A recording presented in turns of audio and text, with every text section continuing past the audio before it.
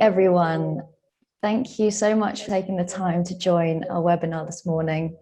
My name is Hannah Robinson. I'm a furniture consultant at Office Principles, and I'm really excited today to be talking to you about the journey that we've been on with Saxon Weald, and how this past year and a half has affected our clients and the journey that we go on with our clients as well. I don't need to tell you how much everything has changed, but offices can no longer be seen as a place where people come to work and sit at their desk for 8 hours a day. We need to be thinking of it more as a destination, and that needs to be like dynamic and exciting and inspiring, and encourage people to come back together and have these collaboration sessions and kind of ad hoc communication that we've all been missing working at home. Today, we're going to be talking you through a live project that we're currently working on for Saxon Weald Housing Association. We are going to be talking about the workplace journey that we've been on with Saxon Weald. We're going to be talking about environmental accreditation and also hearing from Saxon Weald on how this whole process has been for them directly. We've got some really amazing speakers today. We've got Hannah Nardini, who is a workplace consultant and founder of WK Space. Matthew Byway, who is a sustainability consultant and managing director of Alphacello. And we have Stephen Humphreys, who is the assistant director of, development and sales for Saxon Weald. Before we kick off, we will be doing a Q&A at the end. So during this discussion, please do send in your questions. We're going to pick up as many as we can at the end. And I think it would also be really interesting for us if you could share your maybe key concerns or considerations that you have around bringing people back to the office and opening that back up again. So to start, Stephen, it would be really great to hear from you on how this journey has been for you and what the key drivers were for Saxon Weald when undertaking this project. Absolutely fantastic to be with you today. Thank you very much for inviting us. A little bit of background about Saxon Weald and our journey to working with Office Principles. Saxon Weald, we're a housing association based in Horsham in West Sussex. The background to the business, we manage over 7,000 homes across Sussex and Hampshire. We build affordable homes. We employ about 240 staff in our spread across our operation. Our head office based in Horsham. We own the office. It has been a great office, and it comprises about 3 floors, 8,500 square foot. Now we've been in the office since 2001. We did extensive refurbishment back then, so it's a long time ago. And we only had about 70 staff based in the office. Over the years, staff numbers have grown and the space is really restricted. And now we have about 130 desks all crammed into our office. In 2012, we did a little bit of a remodelling, some new flooring, some new desks, and sort of changing the tea rooms and kitchens.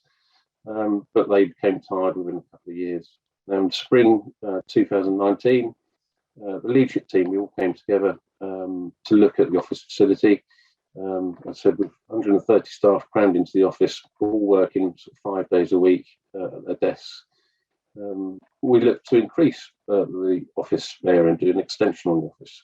But then the pandemic came. And that was at the start of lockdown. We had to transform our services and shift away from our thinking from being based in the office. So overnight, we managed to run our services and business working from home. And this was a key milestone for us. It took the blinkers off. What was staring us in the face became clear. And really, what I mean about that is our culture. Our culture as a business had to change. We established a project brief based on our corporate objectives at the time, which was to deliver a great customer experience. We wanted the office to be a great place to work while still delivering value for money and being financially sound.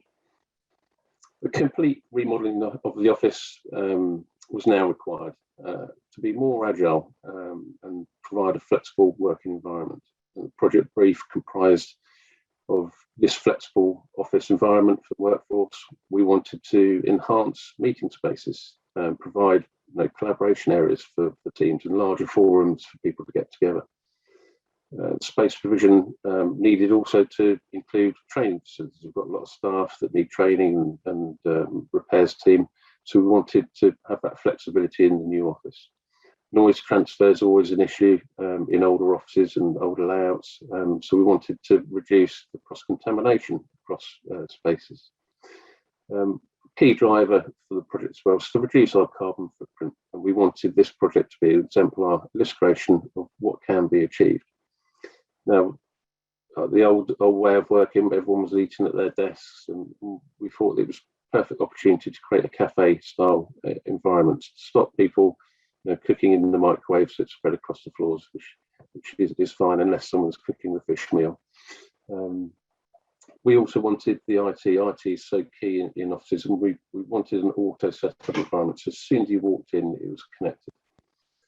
Now in October 2020, with an idea of what we thought we needed and the cost sort of budget, we undertook a two-stage process, and we invited office fit-out companies to tender the project. Now at Saxon Weald, we design and build our own homes. We think we know what we're doing, but commercial work is very different. So we appointed Bailey Garner, a consultant, to help us with this. They've got vast experience of tendering and managing fit-out projects. From the initial stage, we had 9 companies set out their vision for the new Saxon Weald House. We shortlisted 4 to present to an audience made up of the leadership team, but most importantly, an array of staff from different areas of the business. The scoring of the tenders was 75% on quality and 25% on cost, with some varying results. Now, procurement isn't just about price. The company ethos, the people, what added value people can bring would help us make the right appointment. In February 21, we appointed office principals. Not only was their tender meeting all of the criteria, but the office principals team had lots of enthusiasm for the project and matched our vision. What stood out was their understanding of where we were. They were honest. We had a lack of experience in delivering this office and what we actually wanted, and we're working with the project team and our staff.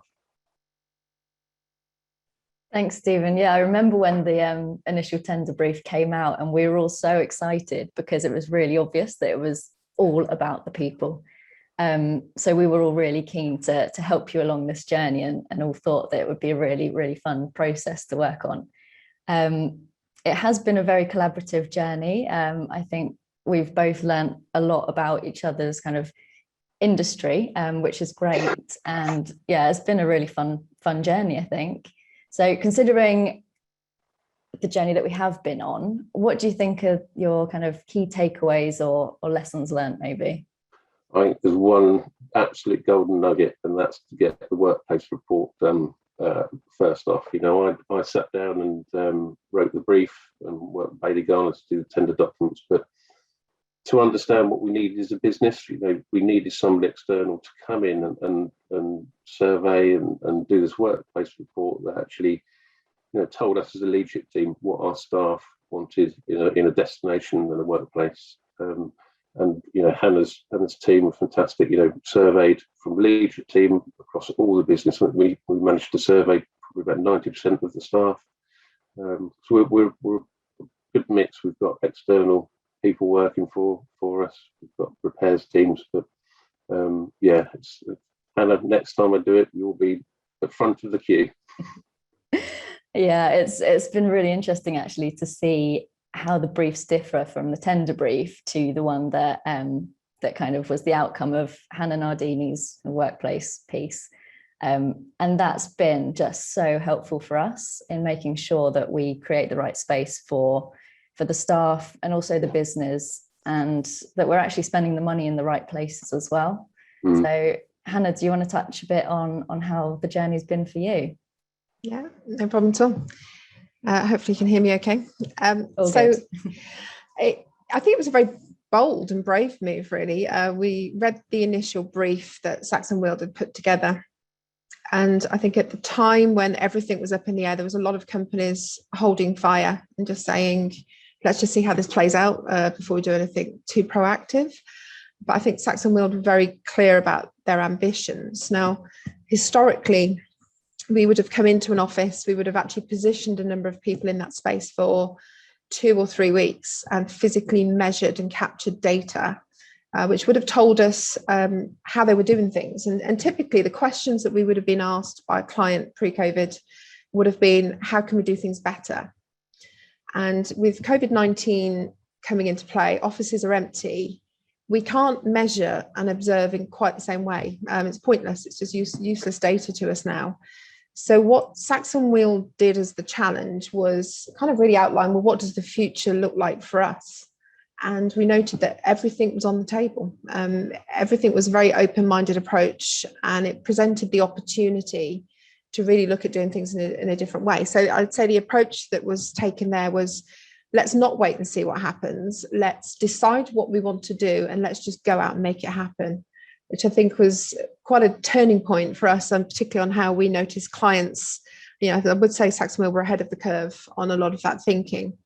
So if I run you through a little bit about the process that we went on and some of the data insights that we got, because I think having looked at this benchmark, and we are running a lot of independent research on this, so to date, and we still run weekly surveys, and we've been doing that since March the 30th of last year, but we've got about 469,000 survey responses now. And if I benchmark where Saxon Weald were against our data, I think there's probably a lot of insights here that will relate to a lot of the people on this call, for some of their experiences in their workplace. So first things we did, as Stephen just mentioned, there was leadership visioning. It was about a collaborative process. It gave everybody a voice in that session, but we just wanted to understand where their baseline was, where were they sitting on certain ideas, thoughts, what were their aspirations. We used a piece of software that allowed us to do interactive voting. So we pushed questions to people in a very anonymous setting so that we could really get to the root of what people were thinking about. It gave us a very clear direction of travel. So one of the first things we learned from the brief was that people stay in the organisation for a long time. And I'm always interested in that when an organisation says that, because the first question we asked in the visioning session was, what makes Saxon Weald a great place to work? And the sort of first commentary was all about people. It was about the investment that was made into people. It was, there's a no blame culture. It's a very supportive environment for us to be in. So we then moved the thinking into, well, what have we learned over the past 12 months, or slightly less than 12 months at the time? What lessons are there, and what do we think should be retained? What came through as the positive things was around the flexibility. It had worked. And in fact, it was noted that performance had improved. It hadn't had a detrimental impact. People's work-life balance was positive, and online meetings, I think, had surprised quite a lot of people that they'd also worked quite effectively. We also started to look at the positives around the office. So what is it about the space that did work? Because this isn't about starting from scratch in every instance. It's sometimes about looking at what works and working with that rather than just reinventing things. But what they liked was the fact that people could be together. So it wasn't about silos. It was really about the sense of community and cohesion came through. They liked being able to see each other. The location was noted as being really good, but there were negatives, we'll be honest. The negatives around the space, it just wasn't practical. Meeting space is a bit lacking. It felt that it was bland, uninspiring, I think was the word that came through, very cramped. There was a lot shoehorned into what is actually quite a tight space. It was quite a tricky space. So when we asked the question, what level of change are you up for? And the choices here were from no change, minor, evolutionary, is it revolutionary? 100% revolutionary, which I thought was a great starting point for us because everything was open. So the next part of our process was the engagement survey. And I know a lot of organisations are running engagement surveys. It needed to be tailored. So more specifically, we'd just gone through this visioning session and really learned a lot about the aspiration. We needed to mould that survey to make sure that we were going to be meeting the objectives of Saxon Weald. So we created a really short survey. In fact, the average time it took the participants to respond was 6.2 minutes. We always try and have a target of less than 7 if we can. So we were spot on there. Every question counts. So every question had to have value and meaning. It needed to be reliable as well. But this was an opportunity for people to really share their experiences and think about how the world of work had changed for them. But it's really hard for people to answer questions about the future when we're in a pandemic. We're in this really unusual time. It was ever consuming, particularly at the time that we ran this survey, because we'd kind of mostly gone into a new lockdown. So when you ask people, well, what do you want to do in future? People can't quite get their head around that at that point. So we had to approach this in a slightly different way. We had to walk them through the survey and develop thinking. So the structure was important, but we needed people to answer things that they could actually quantify. So some of the things that we would ask is about the positive and the negative experiences that they've experienced of working remote. So a very similar line of thinking as we did in the visioning session.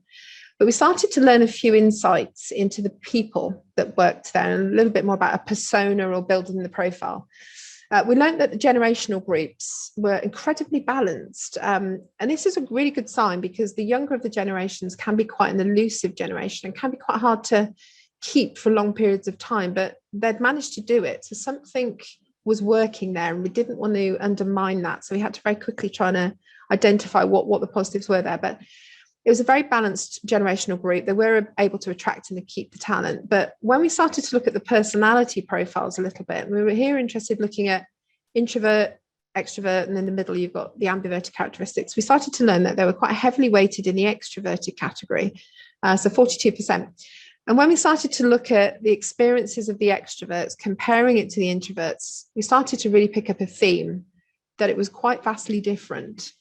And this is telling you something about the future way of working. So for the extroverts, we asked them, what's your experience working from home? And we gave it a positivity score. And it wasn't horrendous. It came out 72% positive, which is still good.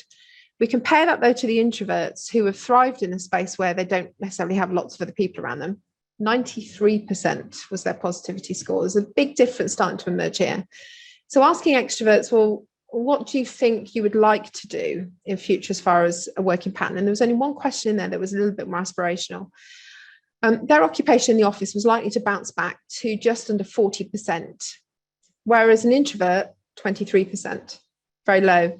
And we were really careful to start to understand that we didn't want to undermine the culture that was there. We wanted to build and strengthen and evolve that culture.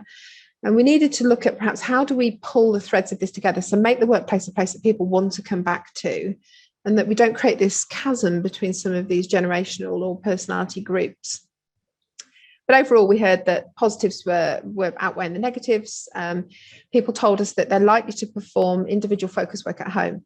A lot of people will say in surveys, I don't see the point of leaving a desk that's perfectly good in my home office, traveling an hour to the office just to sit at another desk. What's the point in doing that? So asking people about, what would motivate you? What's the role of the office now? Quite consistent, we find this in a lot of our independent research, to work collaboratively with my team, to socialize, to feel a sense of community, and to attend meetings. So we needed to look at the workplace in a slightly different way, which is why when we did the analysis around what works in your current workplace, what doesn't work, and how do you feel when you come to work, we started to identify that there were some very targeted areas that could be improved. In particular, it was the desire to have social spaces, areas to relax. It was wellbeing focused, areas just to be able to concentrate. We all know that open plan has its challenges, and this was no different. So we had some very clear direction around where investment was best placed. But ultimately, people wanted to return to the office. This wasn't going to be a ghost town. There was a natural desire, and with a heavily extroverted workforce, we were naturally going to see that bounce back anyway. So we were able to work with the profiles to really start to predict what the future occupation may be. So we did a little bit of interviewing. We spoke to about 15 key personnel in the workplace. And at this point, it's about, tell me about the team, because as an external consultant, I need to understand how it all fits together. So what role do you do? Who do you do that with? How might you be doing that differently? How could we do that better? There's a lot of different kind of questions we wanted to ask there, but generally managers were reflecting the leadership view. They were really supportive of change. And it was fantastic to see that because the appetite was there and we knew that this is more likely to be successful. We knew that working from home is here to stay, but place was important. The office was not going to be disappearing, but its role was changing. But there were cracks. There were cracks around communication, motivating a team when we're in winter, we've just gone into another lockdown. It's quite demoralizing. It's gone on longer than people were expecting. Managers had a really challenging job here, that they were trying to keep everybody going, and it's really hard work. So for them, their ambition for the office was to just make things better. It was very well-being focused. It was important, had to be inclusive in every possible way. There were concerns: how do we manage hybrid workforces? So those who are in versus those who aren't. How do we avoid proximity bias by we just focus on the people who are there because it's easy? There's a big mindset shift that needs to happen here to make sure that's fully integrated. And then finally, when it came onto the team workshops and we started to pull teams together, this allowed us to really sense check the data, but also bounce ideas off them, much like the visioning session. Let's start to reason. So at this part of the journey, they've gone through a number of different steps. We've started to be more progressive in our thinking of workplace. So we just get it out there. How do you feel about desk sharing? If you are going to be working from home more, how do you feel about that? And to be honest, 71% came back completely. I'm okay with that. It's a reasonable approach. If I'm not going to be there as much, why should I feel like I am owed a space in the office?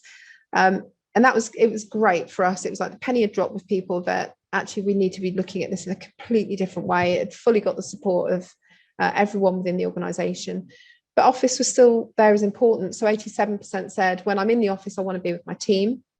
47% said, virtual meetings, I'm happy continuing that. They've just worked. And we saw 82% supportive of revolutionary change. Now, yeah, slightly below where the leadership were, but unusual, because usually we would find staff groups are much more up for change than maybe some of the leadership. We had that slightly the other way around. So this was going to be driven from the top, which was fantastic. So the whole process itself and data gathering was pretty quick. We were like 3 to 4 weeks. We covered all levels of the organisation. We looked at loads of different perspectives from new starters, managers, individuals, leadership. And it's really important that we do that in consultancy, because what one person wants doesn't mean that that's the right thing. We need to step out of that and look at it in different perspectives. So the recommendations finally is change now, don't wait. You had this opportunity that in many instances we've really been gifted. This is not going to come around very often, and absolutely be proactive about that. Make the office a place that people really want to be in. Make sure that we are using space smart and efficiently. Let's share space. Let's give you all of these other spaces. Let's focus on well-being. So areas to relax, its preferences, its outdoor space. Let's think about how technology is going to integrate. Now, we're going to see that ramp up over the next 10 years, more than we've ever seen. Let's think about how do we perhaps make that workplace flexible enough to cope with any of those changes that come through. This is about using resources wisely. We haven't got the funds in most instances to just keep knocking things down and starting again. By just doing this little bit of insight, you can plan better and be smarter with how we're doing these things. So overall, it was introduce much more flexible working, share the findings of the engagement, let people know that their voices have been heard, but really show people that their voices have helped absolutely mould the direction that Saxon Weald were taking. Thanks, Hannah. Yeah, it's really interesting to hear that from you. And I guess what would be interesting to know is kind of what makes a successful project taking this information forward. How do we kind of integrate that into people's kind of daily life at the office?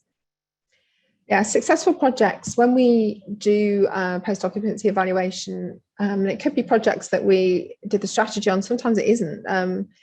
There's a lot of things that we've learned over the years. The most successful projects have leadership support because they role model. And I cannot underestimate the impact of role modeling. It's significant. What you say and what you do is really valuable. So we had here a team that were leading this from the top, but also listen to people. Don't just run ahead and make decisions without engaging. People need to be with you on the journey, and they will work with you if you bring them with you. So again, there's a lot of instances where we'll be told, oh, you're only allowed to engage with this group of people. We don't want to open, they'll say, we don't want to open a can of worms. And you really don't. And hopefully Stephen will testify to that. People are realistic. They're not going to ask for a swimming pool and a bar and a five-a-side football pitch. I think that some people feel that you're going to get this really unusual request, and you really don't. People are realistic and reasonable. And yes, you'll always get requests. I want dogs in offices. You'll get a few of those things. I want beer on tap. But more than anything, people have the best ideas. And ultimately, my job is to get those ideas out of people's heads and share them. And that's kind of the beauty of the process. So I would definitely say leadership buy-in, role modeling and engagement, successful projects. Yeah, it's amazing. I think it's making sure that we're not making assumptions about what people need. I think that ties in with the diversity and inclusivity and well-being piece that's kind of been running alongside this as well. Another thing that clients are bringing up a lot more at the moment is sustainability and how we can design sustainably this new office. And it was a really key driver for Saxon Weald. Interestingly, it wasn't just for this project, but kind of what it could kick off for the rest of the business. So Stephen, do you want to touch on kind of the bigger picture of the sustainability element for you guys? Yeah, I think I touched on it earlier. We as a housing association, we do build and develop our own homes, affordable homes across our district, and we've got government targets ourselves to meet, no gas and zero carbon. And we haven't got, at present, we haven't got a strategy for that. We're working on that. But we, as a leadership team and organisation and the board as well, we felt that we needed something to kick it all off. We felt that this office, our home, because that's what they are, offices, that we work there so much, that it's the ideal opportunity to start it all rolling. So, by Christmas we'll be in this great new office. It's a sustainable office, and then we can start looking across the board with the organisation. We've got over 100 vans repairing, so it's going to be building this new strategy of how we develop our homes, how we run the organisation sustainably, how we manage our repairs sustainably. So, yeah, it's the catalyst to go forward. And it was great I didn't know anything about SCAR before. I knew sort of the housing side of sustainability, but great workshops with Matt to understand really what we're trying to achieve sustainably in the office. Yeah, hi everyone. I'm Matt Byway. I'm the sustainability consultant on Saxon Weald's project. It gave us a really great platform to really embed sustainability from the outset of the project. So we weren't just looking at operational energy efficiency. We were looking at Saxon Weald's path to net zero carbon, and also we're looking at dovetailing all of that with the brilliant wellbeing initiatives that they had. So we were looking at all number of design considerations, including sustainable materials, product selection, and specifying low carbon impact materials and products. So additionally, within Saxon Weald, the employees are so important. So they're the key to the business, and they really look after them very well. So we're looking at maximizing daylight for them. We're looking at providing them with ergonomic furniture. And also with the COVID requirements at the moment, we're looking at the indoor air quality. So we want to keep all the staff awake and alert and really interested in coming into the office. So what we did to measure this, we used a sustainability accreditation. And the sustainability accreditation is called SCAR. And it's actually a RICS, Royal Institute of Chartered Surveyors assessment method.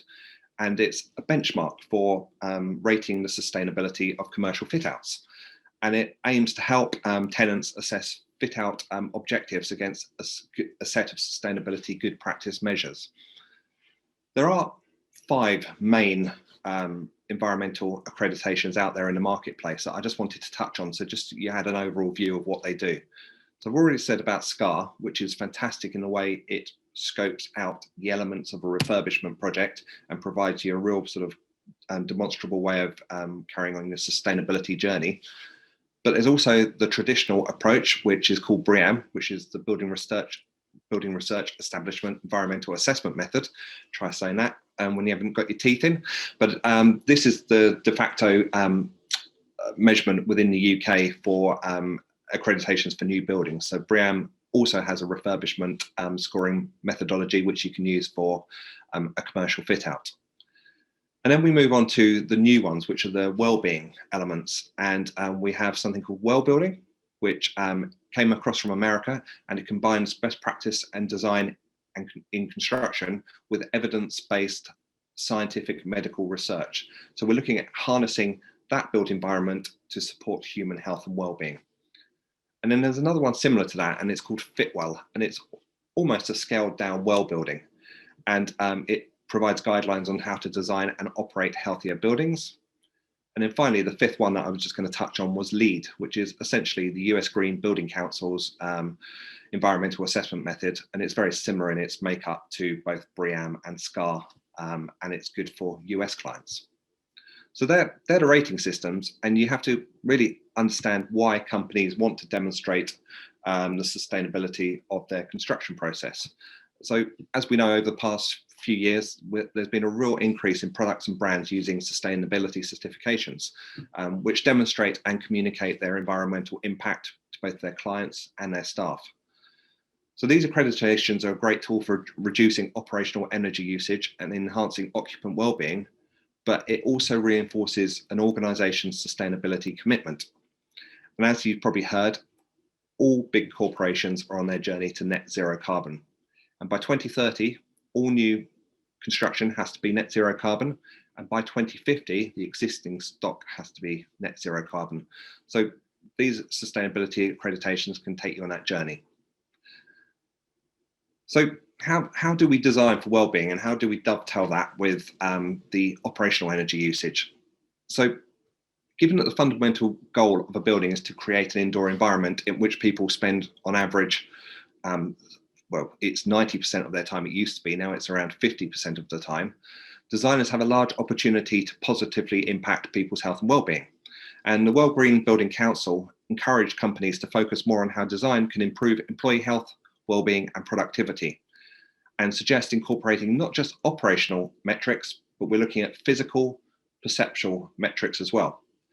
So for instance, if we're going to design a lighting system, we're going to design a lighting system that is LED, it's energy efficient, it reduces your costs. We're also going to look at lux levels. We're going to look at how that lighting has an impact on the employees. We're going to look at glare control. So all of these intelligent things that we can do with the lighting systems now to aid well-being. We also look at other areas for designing a healthy workplace, such as biophilic design, which is all about harnessing our innate ability and want to connect with nature. So within Saxon Weald, there's been a number of initiatives to do this. We also look at acoustics, because we all want to work in a sound office without too much reverberation. Then I've touched on it before, the ergonomics of the office, so the furniture and how that works, sit-stand desk, for instance. And the new one, which has become so prevalent now, is measuring air quality and looking at how that impacts both the flow of air around the space, but also the quality of that air. So some good examples are from the Green Building Council. If you provide good air quality, you've got asthma and allergies are down 18 to 25% in offices, and airborne illnesses, which is so important at the moment, are down 9 to 22% in an office. And then if we start putting active furnishings into the office, such as sit-stand desks, as I said before, employees are seen to be 23% more productive. So again, that's a really important initiative. So as I've touched upon a few things, retrofitting of an office is so key. So if we look at the mechanical system, we can look at not only making that efficient, we can look at the increase in air quality, the filtration of that air, the availability of fresh air. And as I said, with the lighting, we can look at lux levels, anti-glare requirements, and even circadian lighting. And circadian lighting is a type of lighting that follows the natural hues of the body, the natural sleep patterns. So in the morning, you wake up to a nice blue tone, and it gradually becomes pinker as the day evolves. And it supports the body's internal circadian system, which maximizes good sleep quality. So lots of amazing things we can do. And the last thing I wanted to touch on is about net zero carbon and what it actually means. So as I said before, the government has legislated a national target of achieving net zero by 2030 for all new buildings and 2050 for existing buildings. And we think that the buildings contribute to around 40% of the UK's total carbon emissions. So the net zero challenge is a real key one for us to look at ways of designing for performance and to reduce those carbon emissions. So we're looking at passive design and energy efficiency measures. We're looking at energy efficient systems. We're looking at low and zero carbon sources, such as photovoltaic panels.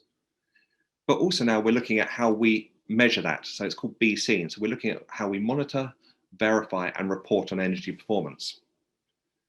So they're all key things, and all key things that Saxon Weald have designed within to their project on their journey to net zero carbon.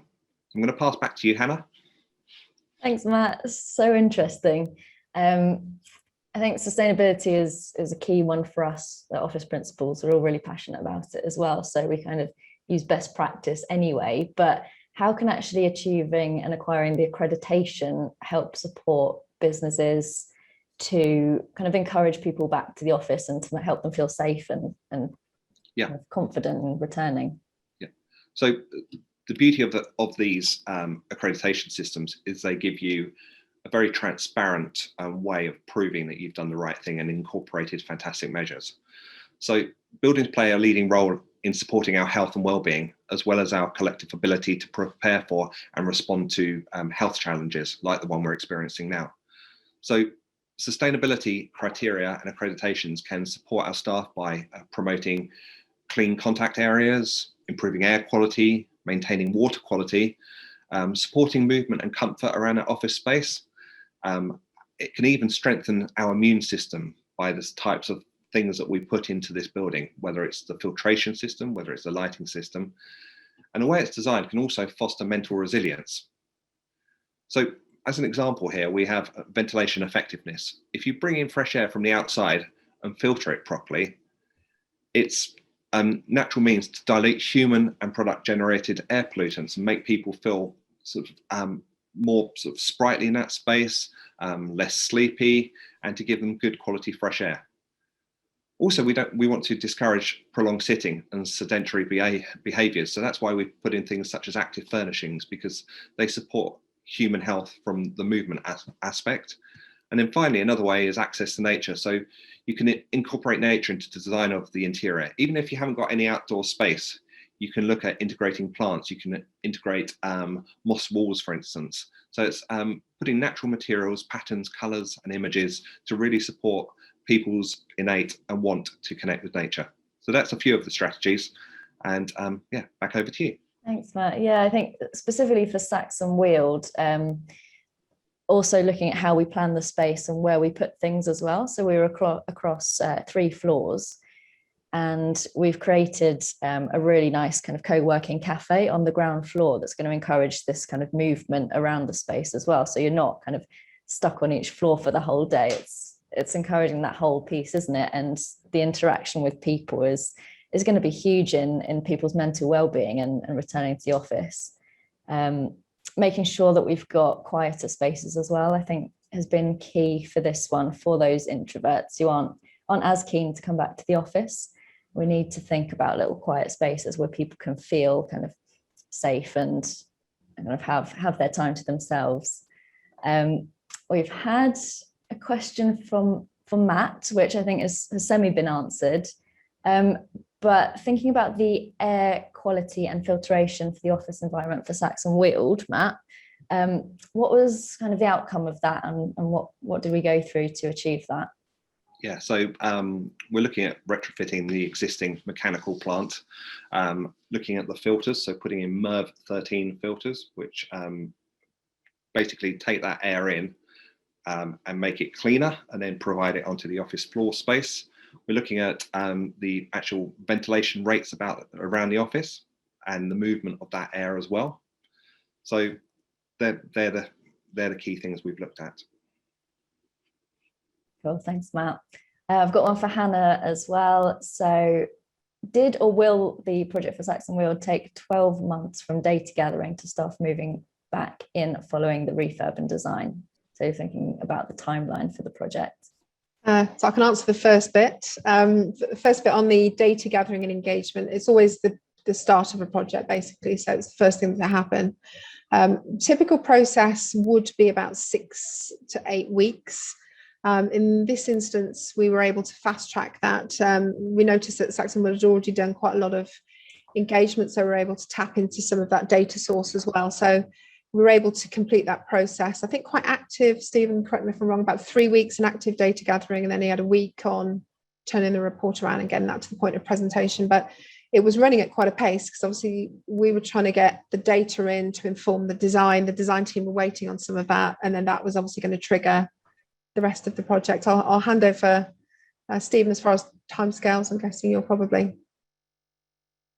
Yeah, I mean, we appointed the whole team of office principals, I think, early 21.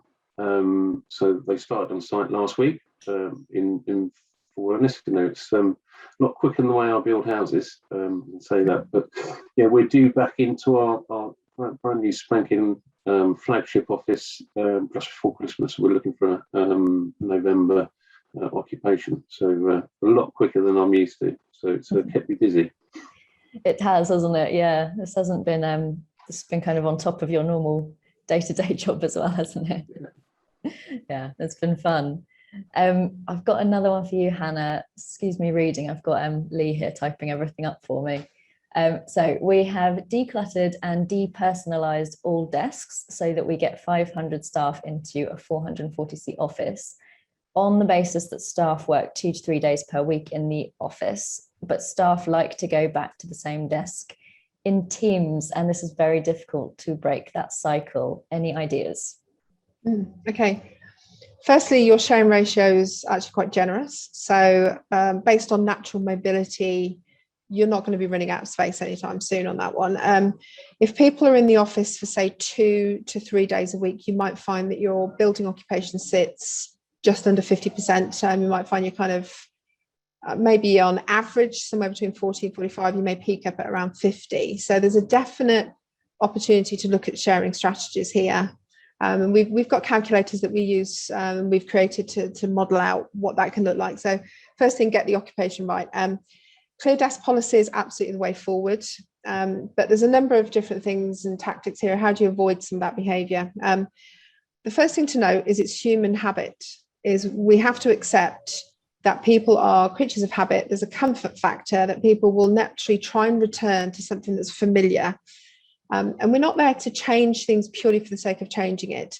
If somebody feels comfortable going back to a certain area or a certain spot, does it undermine the strategy? And you have to look at this in individual merit, really.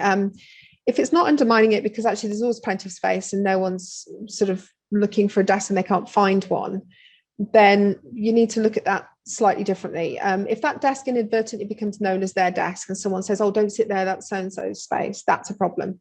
That immediately breaks down strategy. But other things that will help here is change management. Change management is absolutely essential in changing the way you work.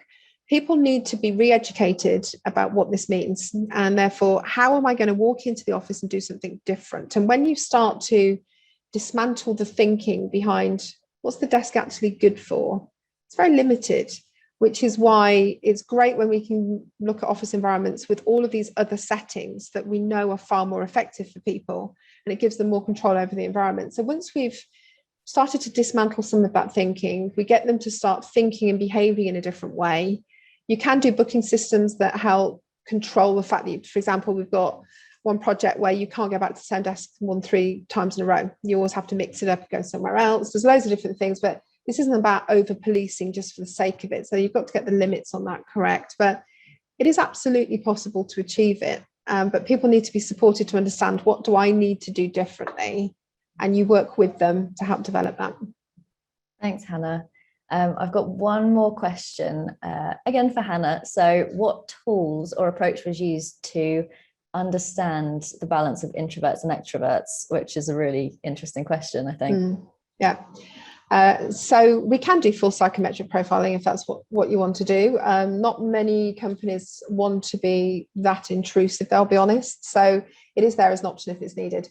However, and my background is not just in design, but it's in occupational and behavioural psychology. And I know that there are very key characteristics or traits to certain types of personalities.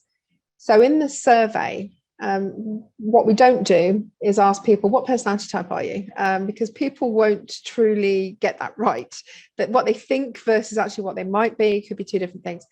So concealed in the survey is a number of questions that there's about 7 in total, that we can pull out the responses and we can almost build the persona. So we will be able to identify, based upon how people have answered the question, broadly what category they fall within. And it's relatively accurate. We test it in a number of different ways and cross-reference it. We'll also test it again during some of the workshops. So we do it a little bit more subtly, and it's more about key characteristics and how people respond to things more than psychometric. But like we said, we can do that if that's preferred.